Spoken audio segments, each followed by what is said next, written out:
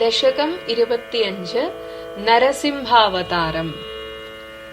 ശാർദൂല വിക്രീഡിതം വൃത്തത്തിലാണ് ഈ ഒരു ദശകം രചിച്ചിരിക്കുന്നത്. കഴിഞ്ഞ ദശകത്തിന്റെ അവസാനത്തിൽ നരസിംഹ അവതാരത്തെ തന്റെ മുന്നിൽ അപ്പോൾ നടക്കുന്നതായിട്ട് ഭാവന ചെയ്ത മേൽപ്പത്തൂരിന് ആ ക്ഷണം തൽക്ഷണം ഒന്നും പറയാൻ വയ്യാത്തൊരവസ്ഥയായി. അതാണ് നമ്മൾ കഴിഞ്ഞ ദശകത്തിന്റെ അവസാനം കണ്ടത്. ഭഗവാനെ, ഇനി നടന്ന കാര്യം പറയാൻ ഇപ്പോൾ എനിക്ക് ശക്തി പോരാ എന്ന് പറഞ്ഞുകൊണ്ടാണ് അവിടെ നിർത്തുന്നത്. അങ്ങനെ അനന്തരമുള്ള കാര്യം, പിന്നീട് നടന്ന ആ മഹാ അവതാരത്തിന്റെ കാര്യമാണ് ഈ ഒരു ദശകത്തിൽ അദ്ദേഹം പറയുന്നത്.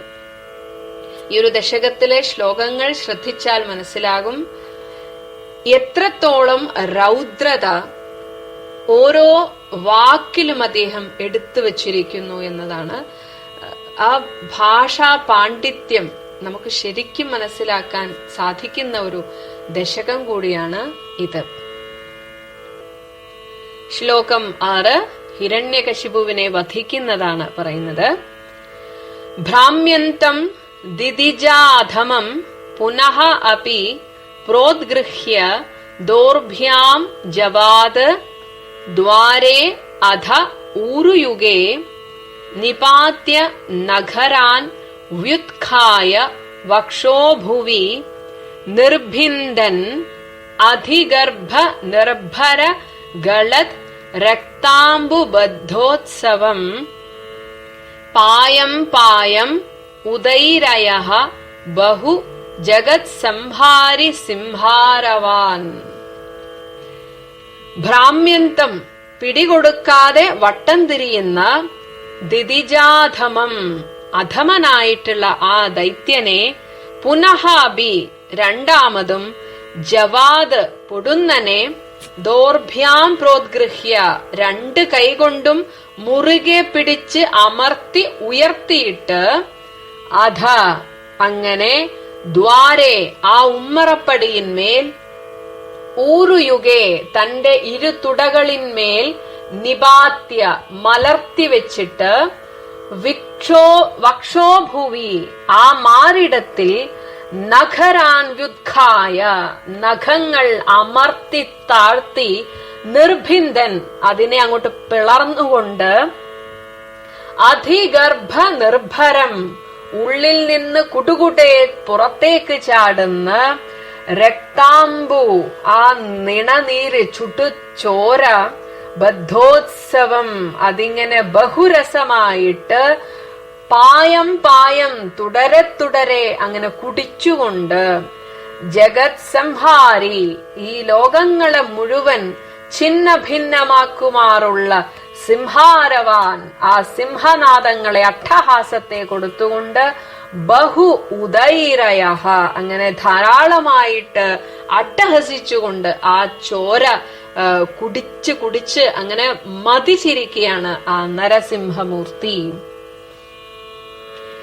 പിടികൊടുക്കാതെ നേരത്തെ വീണ്ടും ഭഗവാന്റെ നേർക്ക് ചാടി വീണ ആ ഹിരണ്യകശിപുവിനെ ഭഗവാൻ അങ്ങോട്ട് വട്ടം പിടിച്ചിട്ട് രണ്ട് കൈകൊണ്ടും പിടിച്ച് ഉയർത്തി തന്റെ ഉമ്മറപ്പടിമേൽ വന്നിട്ട് തന്റെ ആ തുടമേൽ അങ്ങനെ വച്ചിട്ട് അതിനെ ഇങ്ങനെ മാറിടം പിളർത്തി നഖങ്ങൾ കൊണ്ട് അമർത്തി താഴ്ത്തി അതിനെ രണ്ടായി പിളർന്നുകൊണ്ട് അതിൽ നിന്ന് കുടുകുടെ ഒഴുകുന്ന ചോര ഇങ്ങനെ കുടിച്ച് ഉന്മത്തനായിട്ട് ആ ലോകങ്ങളെ മുഴുവൻ ഛിന്ന ഭിന്നമാക്കുവാറുള്ള സിംഹനാദങ്ങൾ പുറപ്പെടുവിച്ചുകൊണ്ട് ആ നരസിംഹമൂർത്തി അങ്ങനെ വിരാജിക്കുകയാണ്.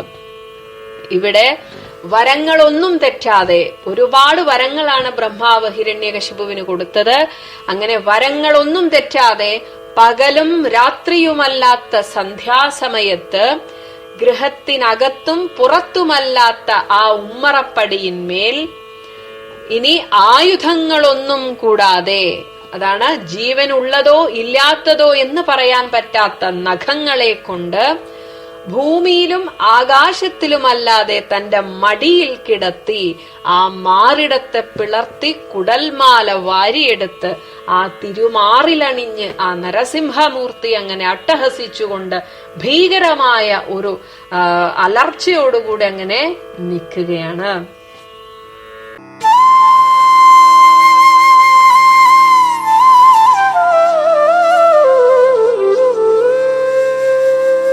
ഭ്രാമ്യന്തം ദിതിചാധമം പുനരപി പ്രോത്ഗൃഹ്യ ദോർഭ്യാം ജവാദ്വാരേധോരുയുഗേ നിപാത്യ നഖരാൻ വ്യുൽഖായ വക്ഷോ ഭുവി നിർഭിന്ദന്നധിഗർഭ നിർഭരഗലദ്രക്താംബുബദ്ധോത്സവം പായം പായമുദൈരയോ ബഹുജഗത് സംഹാരി സിംഹാരവാൻ.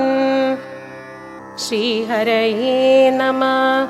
ഗോപികാ ജീവനസ്മരണം ഗോവിന്ദ ഗോവിന്ദ. ഓം നമോ ഭഗവതേ വാസുദേവായ. ഓം ശ്രീകൃഷ്ണ പരമാത്മനേ നമഃ. നാരായണീയ ഗുരുവായൂരപ്പ ധ്യാന ശ്ലോകം.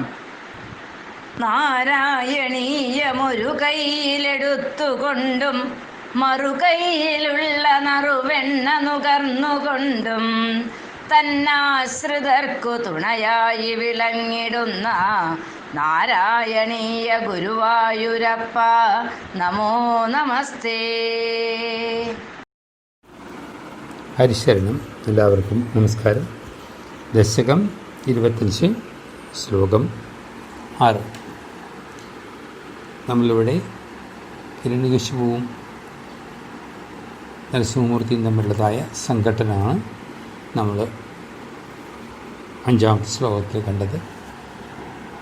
തറവട്ടം ഹിരണ്യകശിപുവിനെ കെട്ടിപ്പിടിച്ചു. അവിടുന്ന് വീണ്ടും കുതറി മാറുന്നു. തൻ്റെ പ്രിയപ്പെട്ട പാർശ്വതനെ വൈകുണ്ഠത്തിൽ വെച്ച് വേണ്ടത്ര കെട്ടിപ്പിടിക്കാനോ അഭിനന്ദിക്കാനോ സാധിച്ചില്ല എന്നതിന് പകരമായിട്ടായിരിക്കാം അദ്ദേഹത്തിൻ്റെ തന്നെ ജന്മമായിരിക്കുന്ന ഹിരണ്യകശിപുവിനെ ഭഗവാൻ കോപത്തോടു കൂടിയിട്ട്, എന്നാൽ അതേസമയം വാത്സല്യത്തോടു കൂടിയിട്ട് ആ അഭിനയത്തിനെ അഭിനന്ദിച്ചുകൊണ്ട് പലവട്ടം കെട്ടിപ്പിടിച്ചു. പക്ഷെ വീണ്ടും വീണ്ടും കുതിരി മാറി തൻ്റെ പരാക്രമം ഭഗവാന്റെ മുമ്പിൽ പ്രകടിപ്പിക്കുന്ന ഹിരണ്യകശിപു എവിടെ നോക്കുമ്പോഴും നരസിംഹമൂർത്തിയെ കാണാം. എവിടെ എതിർക്കണു, എങ്ങനെ എതിർക്കണു എന്ന് തന്നെ അറിയില്ല. അതുകൊണ്ട് അദ്ദേഹം ചുറ്റിക്കറങ്ങുകയാണ്, വാളും പരിചയം പിടിച്ചുകൊണ്ട്. എന്തു ചെയ്യണമെന്ന്, എവിടെയാണ് വെട്ടേണ്ടത്, ആരെ എതിർക്കണമെന്ന് അറിയാത്ത പോലെയാണ്. ആ സമയത്താണ് ഭഗവാന്റെ കാരുണ്യത്തിൻ്റെ പാരമ്യം നമ്മൾ കാണാൻ സാധിക്കുന്നത്. അതായത് ഇത്രയും നന്നായിട്ട് താൻ പറഞ്ഞതിനനുസരിച്ചായ ഭക്തനെ നന്നായിട്ട് തന്നെ അദ്ദേഹത്തിന് അടുത്ത ജന്മത്തിലേക്ക് പറഞ്ഞയക്കണം എന്ന് നിശ്ചയിച്ചു ഭഗവാൻ. അതുകൊണ്ട് ശക്തമായി തന്നെ ഹിരണ്യകശിപുവിനെ 2 കൈ കൊണ്ടും എടുത്തു.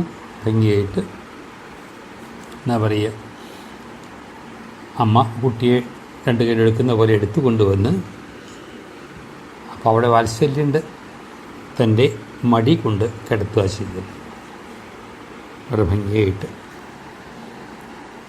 ബ്രഹ്മാവ് കൊടുത്ത വരം ഒരു തരത്തിലുള്ളതായ കോട്ടം തട്ടാതെ അതേപടി നിലനിർത്തിക്കൊണ്ടാണ് ഭഗവാൻ ചെയ്യുന്നത്. ഇവിടെ സന്ധ്യാനേരത്താണ് ഇത്രയും സംഭവിക്കുന്നത്. അപ്പോൾ രാത്രിയും പകലും പാടില്ല എന്ന് പറഞ്ഞതിന് വിപരീതമായ അതിന് കോട്ടം തട്ടാതെ സന്ധ്യയ്ക്കാണ്. അകത്തും പുറത്തും പാടില്ല എന്ന് പറയുന്ന സമയത്ത് അകം പുറന്നുള്ള സങ്കല്പം മാത്രമാണ്. പക്ഷേ അകം പുറവും നമ്മൾ പലപ്പോഴും ഉണ്ടാകുമ്പോൾ അതിനൊരു പ്രവേശനദ്വാരം ഉണ്ടായിരിക്കും. അത് അകമല്ല പുറവുമല്ല. അപ്പോൾ മനുഷ്യൻ്റെ ബുദ്ധിയിൽ പലതും സാമർഥ്യമായിട്ട് തോന്നാം എങ്കിലും ഈശ്വരൻ്റെ മുമ്പിൽ നമുക്ക് നമ്മുടെ സാമർഥ്യം പ്രകടിപ്പിക്കാൻ സാധ്യമല്ല. അതുകൊണ്ട് അകവും പുറവുമില്ലാത്തതായ ഉമ്മറപ്പടി എന്ന് പറയാൻ വേണമെങ്കിൽ അവിടെയാണ് ഭഗവാൻ ഇരുന്നത്, മടി കടത്തിയത്. മേലെയും പാടില്ല, ഭൂമിയിലും പാടില്ല, ആകാശത്തിലും പാടില്ല എന്ന് പറയുമ്പോൾ രണ്ടിലുമല്ല, ഭഗവാന്റെ തൃത്തുടയിലാണ് ഒരു പ്രദേശത്താണ് കൊണ്ട് കിടത്തിയത്. അപ്പം അതും ആ പറഞ്ഞതിന് ആ വരം കൊടുത്തതിനനുസരിച്ച് തന്നെയായിരുന്നു. ബ്രഹ്മ സൃഷ്ടിയിൽ ആരും പാടില്ല, ലോകപാലകന്മാരിൽ പോലെ എനിക്ക് അധികാരം ഉണ്ടാവണം. അപ്പോൾ ഒന്നും ആലോചിച്ചില്ല നാരായണനെ പറ്റിയിട്ട്. അവർക്കൊക്കെ അതുപോലെ അധികാരം കിട്ടി, ശരിയാണ്. പക്ഷേ അതിന് മേലെ ഒരു ശക്തി നിൽക്കണു എന്നുള്ളതായ ഒരവസ്ഥ ഓർത്തില്ലായിരിക്കാം ഒരു സമയം ഹിരണ്യകശിപു. അതുപോലെ ജീവനുള്ളതോ ജീവനില്ലാത്തതോ ആയ ഒന്നുകൊണ്ടും എന്നെ ആക്രമിക്കരുത്, ആയുധം പാടില്ല. അതുകൊണ്ടാണ് ജീവനുണ്ടോ ചോദിച്ചാൽ ജീവനുണ്ട്, ജീവനില്ലേ ചോദിച്ചാൽ ജീവനില്ല. അതാണ് നമ്മുടെ കയ്യിൽ നഖങ്ങൾ. ആയുധമാണോ ചോദിച്ചാൽ ആയുധമല്ല, എന്നാൽ ആയുധമാണിത്. അപ്പോൾ അതിനും അവിടെ ഒരു വരത്തിന് കോട്ടം തട്ടാത്ത തരത്തിലുള്ളതായ അങ്ങനെ ഓരോ കാര്യങ്ങളും തൻ്റെ പ്രിയപ്പെട്ട മകൻ്റെ സ്ഥാനത്ത് നിൽക്കുന്ന ബ്രഹ്മാവിൻ്റെ വാക്കുകളെ പരിപൂർണമായിട്ടും പാലിച്ചുകൊണ്ടും സത്യമാക്കിക്കൊണ്ടും അതേസമയം ഈ വിഷ്ണുപാർശ്വനായിരിക്കുന്ന ഹിരണ്യകശിപുവിനെ വേണ്ട തരത്തിൽ അഭിനന്ദിച്ചുകൊണ്ടും അതുപോലെ ഭക്തവാത്സല്യം കാണിച്ചു കൊണ്ടുമാണ് ഇവിടെ ഭഗവാൻ ഹിരണ്യകശിപുവിൻ്റെ വധം അല്ലെങ്കിൽ മോക്ഷം അല്ലെങ്കിൽ അടുത്ത ജന്മത്തിലേക്കുള്ള യാത്ര ഒരുക്കണത് എന്ന് കാണിക്കുകയാണ് ഇവിടെ. അപ്പോൾ അദ്ദേഹം ഭഗവാൻ ഹിരണ്യകശിപുവിനെ തൻ്റെ മടി കൊണ്ട് കിടത്തി. ഇവിടെ ഏറ്റവും ശ്രദ്ധിക്കേണ്ട ഒരു കാര്യം, ഈ ഹിരണ്യകശിപു എത്രയോ പുണ്യവാനാണ് എന്നാണ് സൂചിപ്പിക്കുന്നത് ഇവിടെ ഒരു തരത്തിൽ പറഞ്ഞാൽ. അതായത് ഭഗവാന്റെ മടി കിടന്ന് മരിക്കാൻ സാധിക്കുക, അത് ഭഗവാന്റെ കൈ കൊണ്ട് മരിക്കാൻ സാധിക്കുക, ഒരു ആയുധമില്ലാതെ കണ്ട് തൃക്കൈകളെ കൊണ്ട് തന്നെയാണ് അവിടെ ജീവനെടുക്കുന്നതോ അല്ലെങ്കിൽ ജന്മം മാറ്റുന്നതോ. ഈ പുണ്യം ഭഗവാന്റെ ഒരു അവതാരത്തിലും കാണാൻ സാധ്യമല്ല എന്നർത്ഥം. ഇവിടെ കൊണ്ടാണ് ഹിരണ്യകശിപു ഭഗവാന്റെ വലിയ ഭക്തനാണെന്ന് നമുക്ക് കാണാൻ സാധിക്കുന്നത്. മാത്രമല്ല ഇവിടെ പ്രത്യേകതയുണ്ട്. സർഗാദികളിൽ നിന്നും ശാപം കിട്ടുന്ന സമയത്ത് ഒരു വരം വാങ്ങിച്ചിരുന്നു ജൈവജയന്മാർ.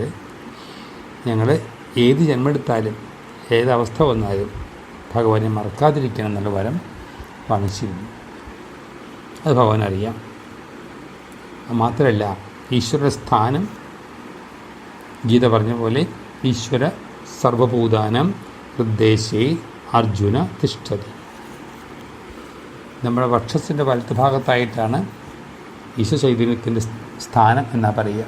അതുകൊണ്ടാണ് നമ്മളൊക്കെ സർവമനുഷ്യരും ജാതി മത ദേശഭേദമന്യേ ഞാനെന്ന് പറഞ്ഞ് കൈവയ്ക്കുന്നത് വക്ഷത്തിൻ്റെ വലത്ത് ഭാഗത്തായിരിക്കും. അതായത് അറിയാതെ പോലും നമ്മൾ ഈശ്വരാംശമാണെന്ന് നമ്മളെ ഓർമ്മിപ്പിക്കുന്നു നമ്മുടെ അവയവങ്ങൾ പോലും. അതാണ് നമ്മൾ ചിന്തിക്കേണ്ടത്. അപ്പോൾ ഈശ്വരസ്ഥാനം വക്ഷസ്സിലാണ്. അതുകൊണ്ട് ഈ ജയനായിരിക്കുന്ന ഹിരണ്യകശിപു തന്നെ മറന്നിട്ടുണ്ടോ, തന്നെ ഓർത്ത് ഹൃദയത്തിൽ സ്ഥാപിച്ചിട്ടുണ്ടോ എന്നറിയണം ഭഗവാൻ. അതുകൊണ്ടാണ് ആ വക്ഷസ് തൻ്റെ കൂർത്ത നഖങ്ങളെ കൊണ്ടാണത് വളരുന്നത്. വളരെ ഭംഗിയായിട്ട് നോക്കൂ. ഈ സമയത്ത് നമുക്ക് തോന്നും ഹിരണ്യകശിപു വേദനിച്ച് പെട്ടച്ച് മരിച്ചുപോയി എന്ന് പറയും ചിലപ്പോൾ. പക്ഷേ ഭഗവാന്റെ ഭക്തവാത്സല്യത്തിൻ്റെ അനസ്തേഷ്യ കൊടുത്തിരിക്കുന്ന ഈ സമയത്ത് ഒരു വേദനയും ഉണ്ടായിരിക്കാൻ സാധ്യതയില്ല. ഭഗവാന്റെ മടി കിടക്കുന്നു. ഭഗവാന്റെ കൈകൊണ്ടാണ് തൻ്റെ വക്ഷസ് പടരുന്നത്. അവിടെ ഭക്തനുള്ള ഭക്തവാത്സല്യത്തിൻ്റെ ഒരു പ്രകടനം കാണാൻ സാധിക്കുന്നു. അതുകൊണ്ട് വേദനിച്ച് പിടഞ്ഞു എന്നൊക്കെ പറയുമ്പോൾ അത് നമുക്കത് വിശ്വസിക്കാൻ ഇത്തിരി ബുദ്ധിമുട്ട് തോന്നും ചിലപ്പോൾ. വളരെ ആഴത്തിലേക്ക് തൻ്റെ നഖത്തിനെ താഴ്ത്തി ആ വക്ഷസ് പടരുകയാണ്. എന്തിനു വേണ്ടിയിട്ടാണെന്ന് ചോദിച്ചാൽ ഇവരുടെ ഹൃദയത്തിൽ എനിക്കിപ്പോഴും സ്ഥാനം നമുക്ക് കൊടുത്തിട്ടുണ്ടോ എന്നറിയാൻ എന്ന പോലെ തോന്നും നമുക്കത് കേൾക്കുമ്പോൾ. വീണ്ടും ഞാൻ പറയുകയാണ്, തിരശ്ശീലയ്ക്ക് മുമ്പിലുള്ളതായ ഇത് മാത്രമേ നമ്മൾ കാണുന്നുള്ളൂ. ത്രിശൂലയ്ക്ക് പിന്നിലുള്ളതായ കഥ നമ്മൾ ശ്രദ്ധിക്കാറുമില്ല, കാണാറുമില്ല. ഓരോ സംഭവങ്ങൾക്കും കാണുന്നതും കാണാത്തതായും രണ്ട് വശങ്ങളുണ്ട്. ഈ കാണാത്ത വശമായിരിക്കും പരമാർത്ഥം. കാണുന്ന വശത്തിനെയാണ് നമ്മൾ വിമർശിക്കുന്നതോ ആക്ഷേപിക്കുന്നതോ ഉണ്ടെന്ന് വിശ്വസിക്കുന്നത്. പക്ഷേ കാണാത്ത മറ്റൊരു വശം അതിനുള്ളതെന്നുള്ളത് ഏത് സംഭവത്തിൻ്റെ പിൻഭാഗത്തും അതുണ്ടായിരിക്കും. അത് കണ്ടുപിടിക്കുമ്പോഴേ മനസ്സിലാവുള്ളൂ ഇതാണ് അതിന് കാരണം എന്നുള്ളത്. എന്താ കാരണം വെച്ചാൽ ഹിപ്നോട്ടിക് ട്രീറ്റ്മെൻറ്റിൽ ഒരു പ്രത്യേക ഒരു സിസ്റ്റം ഉണ്ട്, ഇത്രേ റിഗ്രസിങ് ആൻഡ് പ്രോഗ്രസിങ് എന്ന് പറഞ്ഞിട്ട്. ഈ രോഗിയെ ഹിപ്നോട്ടൈസ് ചെയ്ത് കഴിഞ്ഞാൽ ആ ഹിപ്നോട്ടൈസ് ചെയ്തതായ ഡോക്ടർ ആരാന്ന് വെച്ചാൽ ഇദ്ദേഹത്തിനെ പൂർവ്വജന്മത്തിലേക്ക് കൊണ്ടുപോയി പൂർവ്വജന്മത്തിലെ കഥകളൊക്കെ ഓർമ്മിപ്പിക്കും. അപ്പോൾ അദ്ദേഹത്തിനുണ്ടായ രോഗത്തിൻ്റെയോ ദുരിതത്തിൻ്റെയോ കാരണങ്ങൾ പൂർവ്വജന്മങ്ങളിൽ നിന്നും ചകഞ്ഞെടുത്ത് കാണിച്ചു കൊടുക്കുമ്പോൾ അദ്ദേഹത്തിന് മനസ്സിലാവും താൻ തന്നെയാണ് തൻ്റെ ഇതിന് കാരണം. ഇനി വരാൻ പോകുന്ന കാര്യങ്ങളും അവിടെ കാണിച്ചു കൊടുക്കാറുണ്ട്. അത്രയും hypnotic highest level of hypnotic ട്രീറ്റ്മെൻറ്റിൽ വരുന്ന കഥയാണത്. അപ്പോൾ ഇതുകൊണ്ട് തന്നെ കാരണങ്ങളും കാര്യങ്ങളും നമുക്ക് വ്യക്തമാവാത്തതുകൊണ്ട് നമ്മൾ നമ്മുടെ തലത്തിൽ സങ്കല്പിക്കണമെന്ന് മാത്രമേ ഉള്ളൂ. ഇവിടെ ഹിരണ്യകശിപുവിൻ്റെ ഹൃദയത്തിനെ വക്ഷസിനെ പടർന്നു വളരെ ആഴത്തിലേക്ക് നഖം താഴ്ത്തിയിട്ട് അതിൽ നിന്നും കുടുകുടാന്നാണ് അത്രേ രക്തം ഒഴുകേണ്ടത്. ആ രക്തം ഒഴുകുന്ന സമയത്ത് കണ്ടാൽ തോന്നും ആ വക്ഷസ്ഥിര ഭവൻ ശ്രദ്ധിച്ചപ്പോൾ തൻ്റെ രൂപത്തിനെ അവിടെ സ്ഥാപിച്ചിട്ടുണ്ട്. ആസുരവംശത്തിലായതുകൊണ്ട് രക്തം കൊണ്ടാണ് അഭിഷേകം ചെയ്ത് വച്ചിരിക്കുന്നത്. എത്രയോ ഭക്തിയോട് കൂടിയിട്ടാണ്. ദേശഭക്തിയുടെ ഒരു പ്രതീകമാണ് രക്തം കൊണ്ടുള്ളതായ അഭിഷേകം. ആ അഭിഷേക ജലത്തിനെ രക്താംബു എന്നാണ് ഇവിടെ ഉപയോഗിച്ചിട്ടത്. അതായത് രക്തമാവുന്ന ജലത്തിന് എന്നാ പറയുന്നത്. അവിടുന്ന് കുടുകുടാന്ന് പൊന്തി വരുന്നതായ ആ രക്തമാവുന്ന ആ അഭിഷേക ജലത്തിനെ അദ്ദേഹം പായം കുടിച്ചുകൊണ്ടിരുന്നു. അത് മാത്രമല്ല ഉറക്കെ അട്ടഹസിച്ചുകൊണ്ട് അദ്ദേഹം അത് അങ്ങനെ സന്തോഷത്തോട് കൂടിയിട്ട് തന്നെയാണ് അത് എടുക്കുന്നത്. കാരണം ആ ഭക്തൻ്റെ ദേശഭക്തിയുടെ അവസ്ഥ കണ്ടറിഞ്ഞുകൊണ്ടാണ് ഭഗവാൻ അതിനെ ഉൾക്കൊള്ളുന്നത്. അങ്ങനെ ആ രക്തപാനത്തിനെയും ഭട്ടതിരിപ്പാട് തന്നെ നാരായണത്തിൽ പറയണു, രക്താംബു ബദ്ധോത്സവം പായം. വളരെ ഉത്സാഹത്തോടു കൂടിയിട്ട് വളരെ ആനന്ദത്തോടു കൂടിയിട്ടായിരുന്നു നരസിംഹമൂർത്തി അത് ചെയ്തത്. കാരണം ഈ ജയവിജയന്മാരുടെ ജയൻ്റെയും വിജയൻ്റെയും ഒന്നാമത്തെ ജന്മം കഴിഞ്ഞ് രണ്ടാം ജന്മത്തിലേക്ക് പോകേണ്ട അവസ്ഥയായി കഴിഞ്ഞു. രാവണ കുംഭകർണന്മാരായിട്ട് ജനിക്കാനുള്ളതാണ്. അപ്പോൾ ഓരോ ജന്മത്തിലേക്ക് കടത്തി വിടുകയാണ് ഭഗവാൻ. കാരണം സനകാദികൾ ശപിക്കുന്ന സമയത്ത് അവർ കുറച്ച് ആ പാർഷദന്മാർ കുറച്ച് മോശമായിട്ട് പെരുമാറിയിട്ടുണ്ടെങ്കിൽ അത് തൻ്റെയും കൂടി തെറ്റാണെന്ന് ഭഗവാൻ അവിടെ സമ്മതിക്കുന്ന പോലെ തോന്നും. കാരണം ഇവർ 3 ജന്മം എടുത്തു കഴിഞ്ഞാൽ ഞാൻ 4 അവതാരം എടുത്തിട്ട് ഇവരെ ഉദ്ധരിച്ചോളാം എന്നാണ് പറഞ്ഞേക്കുന്നത്. കാരണം വരാഹാവതാരമായിട്ടും നരസിംഹാവതാരമായിട്ടും രാമാവതാരമായിട്ടും കൃഷ്ണാവതാരമായിട്ടൊക്കെ 4 അവതാരം ഉണ്ടാവുന്നത്. ഇതിലെ ഗുരുവായൂർ പറഞ്ഞു കേട്ടിട്ടുള്ളത് 2 കുട്ടികൾ ചേർന്ന് അവിടുത്തെ ആ പുറത്തിരിക്കുന്നതായ കുന്നിക്കുരു വാരി ആ കുന്നിക്കുരുവിൻ്റെ കുറച്ച് പൈസ എടുത്ത് കൊണ്ടുപോയിട്ട് ഒന്ന് വാങ്ങിച്ച് കഴിച്ചു. അത് ദേവസ്വക്കാരറിഞ്ഞ് ആ കുട്ടികൾക്ക് ശിക്ഷ കൊടുത്തു. അത്രേ ഒരു 7 പ്രദക്ഷിണം പ്രദക്ഷിണം വേണം ആ ഗുരുവായൂർ ക്ഷേത്രത്തിന് നിങ്ങൾ ചെയ്ത് തെറ്റാണെന്ന് പറഞ്ഞിട്ട്. ആ പ്രദക്ഷിണം ചെയ്യുന്ന സമയത്ത് 3ാമതൊരു കുട്ടിയും കൂടി ഓടുന്നതായിട്ട് തന്ത്രിക്കും മറ്റു പ്രവർക്കും കാണാൻ സാധിച്ചു. ഇവരുടെ കൂടെ ഒരു 3ാമത്തൊരു കുട്ടി അല്പം നീലപ്രകാശമുള്ള കുട്ടി ഓടുന്നു. എല്ലാം കഴിഞ്ഞ് പ്രശ്നം വെച്ചപ്പോൾ പറഞ്ഞു, എൻ്റെ അനുവാദത്തോട് കൂടിയിട്ടാണ് അവർ അവിടുന്ന് പണിയെടുത്തത്. അപ്പം എൻ്റെ ഭാഗത്തുനിന്ന് തെറ്റുള്ളതുകൊണ്ട് എനിക്കും ശിക്ഷ ബാധകമായതുകൊണ്ടാണ് ഞാൻ അവരുടെ കൂടെ ഓടിയതെന്ന് ഭഗവാൻ പറഞ്ഞു. അത്രയ്ക്കും ധർമ്മം നോക്കുന്നു, അല്ലെങ്കിൽ ന്യായം നോക്കുന്നു ഭഗവാൻ. അപ്പോൾ നമുക്ക് വരുന്ന അനുഭവങ്ങളെ നമ്മളൊന്ന് വിശകലനം ചെയ്താൽ നമ്മുടെ കർമ്മഫലം തന്നെ നമ്മൾ അനുഭവിക്കണമെന്ന് മനസ്സിലാക്കാൻ ബുദ്ധിമുട്ടില്ല എന്നർത്ഥം അവിടെ. ഏതായാലും ഹിരണ്യകശിപുവിൻ്റെ വധം അവിടെ നടന്നു. അല്ലെങ്കിൽ അടുത്ത ജന്മത്തിൽ യാത്ര ഏർപ്പാടാക്കി ഭഗവാൻ ഭംഗിയായിട്ട് ആ രക്തം മുഴുവൻ അഭിഷേകജലം മുതൽ കുടിച്ച് ആനന്ദത്തോടുകൂടി അനുഗ്രഹിച്ചു അടുത്ത ജന്മത്തിൽ പോകാനായിട്ട്. ഇത് കണ്ടു നിൽക്കുന്നവർക്ക് തോന്നുന്നത് അതികോപത്തോട് കൂടിയിട്ട് ഹിരണ്യകശിപുവിനെ മാറിപ്പളർന്ന് ഭഗവാൻ വധിച്ചു എന്നാണ് കാണുക. അപ്പോൾ തിരശ്ശീലയ്ക്ക് പിൻഭാഗത്തെ കഥയാണ് നമ്മൾ ഒന്ന് സങ്കല്പിക്കേണ്ടത്. ഭക്തവാത്സല്യത്തിൻ്റെ ഒരു വലിയ ഉദാഹരണമായിട്ട് നമുക്കിതിനെ കാണാൻ സാധിക്കും. കാരണം ഭഗവാന്റെ മടി കിടന്ന് മരിക്കാൻ സാധിക്കുന്നത് വലിയൊരു ഭാഗ്യം തന്നെയാണ്. അത് സാധിച്ചു ഹിരണ്യകശിപു. ഭഗവാന്റെ ആയുധിലാണ്ട് ഭഗവാന്റെ തൃക്കൈകളെ കൊണ്ടാണ് അദ്ദേഹത്തിന് മരണം സംഭവിക്കുന്നത്. ഇതൊക്കെ ഭാഗ്യമാണ്, അനുഗ്രഹമാണെന്നാണ് നമുക്ക് കാണാൻ സാധിക്കുക. അതുകൊണ്ടാണ് ഒരു സംഭവത്തിനെ നമുക്ക് വ്യാഖ്യാനിക്കുമ്പോൾ അതിൻ്റെ പോസിറ്റീവ് വശത്തിനെ നമ്മൾ കാണുമ്പോൾ നമുക്ക് കൂടുതൽ ആനന്ദവും സന്തോഷവും തോന്നാറുണ്ട്. അതുകൊണ്ടാണ് ഇങ്ങനെ ഒരു ഭാവം എൻ്റെ മനസ്സിലേക്ക് വന്ന് തോന്നിപ്പിച്ചതെന്ന് എനിക്ക് തോന്നാറുണ്ട്.